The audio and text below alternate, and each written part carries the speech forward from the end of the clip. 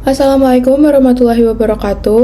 Halo teman-teman semua, halo Pak Rifki. Kami dari kelas 10 MIPA 1 kelompok 2 yang beranggotakan Arin, Andrata, Galia, Nando, Jasmine, Rahma, dan juga saya sendiri Disa akan mempresentasikan tentang BUMN. Selamat menonton!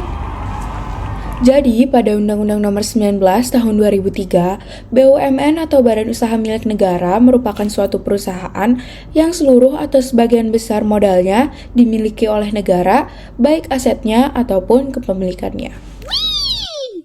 Selanjutnya ada ciri-ciri BUMN. Yang pertama, kekuasaan penuh atas BUMN berada di tangan pemerintah. Hal ini dilakukan dengan tujuan untuk mencegah terjadinya penyalahgunaan kekuasaan oleh pihak-pihak yang tidak bertanggung jawab dan untuk menjaga kestabilan. Yang kedua, BUMN berperan sebagai pemasukan utama bagi negara dalam melakukan aktivitas perekonomian.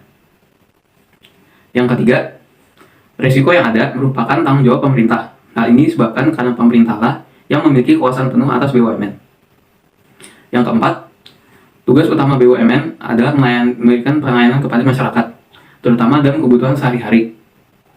Dan yang kelima, meski mayoritas saham dimiliki oleh negara, pihak luar dapat memiliki saham dan melakukan intervensi. Namun dengan batasan tidak melebihi 50% dari seluruh saham yang dimiliki oleh BUMN. Selanjutnya yaitu tujuan dari BUMN. BUMN ini secara umum bertujuan untuk mendorong, mengembangkan, dan menyumbangkan aktivitas perekonomian nasional di Indonesia, terutama yang terkait dengan kebutuhan rakyat. Kalau menurut Undang-Undang Republik Indonesia Nomor 19 Tahun 2003, BUMN berdiri dengan tujuan untuk memberi sumbangan bagi perkembangan perekonomian nasional pada umumnya dan penerimaan negara pada khususnya. Yang kedua adalah untuk mengejar keuntungan atau profit seeking. Walaupun begitu, BUMN tidak segencar BUMS dalam profit seeking ini karena modal BUMN ini berasal dari negara atau pemerintah. Kemudian yang ketiga yaitu menyelenggarakan kemanfaatan umum berupa penyediaan barang atau jasa yang bermutu tinggi dan memadai untuk pemenuhan kebutuhan rakyat.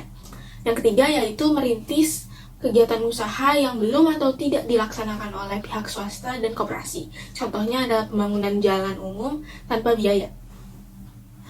Kemudian yang terakhir adalah BUMN juga ikut aktif dalam menyelenggarakan bimbingan dan bantuan untuk pengusaha yang berekonomi rendah, koperasi, dan masyarakat. Terdapat beberapa bentuk dari BUMN. Yang pertama adalah perusahaan perseroan. Perusahaan perseroan merupakan perusahaan yang dibentuk oleh sekumpulan orang yang memiliki hak dan diakui oleh hukum untuk mencapai tujuan tertentu. Orientasi persero adalah untuk memperoleh keuntungan dan modal persero berbentuk dalam saham yang minimal 51%-nya dimiliki oleh negara. Yang kedua adalah perusahaan umum atau perum. Tujuan perum adalah untuk menyediakan barang dan atau jasa yang berkualitas dan dapat dijangkau harganya oleh masyarakat. Modal perum tidak terbagi dalam saham dan seluruhnya dimiliki oleh negara. Yang ketiga adalah perusahaan jawatan, yang merupakan badan usaha yang mengabdi pada negara dan melayani masyarakat untuk meningkatkan kesejahteraan umum dengan memperhatikan efisiensi dan efektivitas kerja. Modalnya dari anggaran belanja negara. Dan yang terakhir adalah restrukturisasi dan privatisasi BUMN.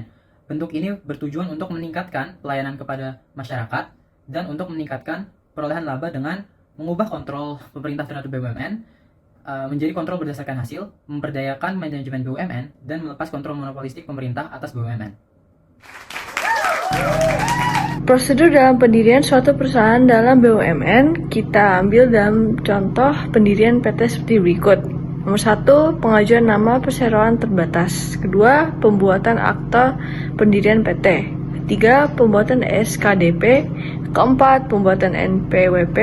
Kelima, pembuatan anggaran dasar perseroan.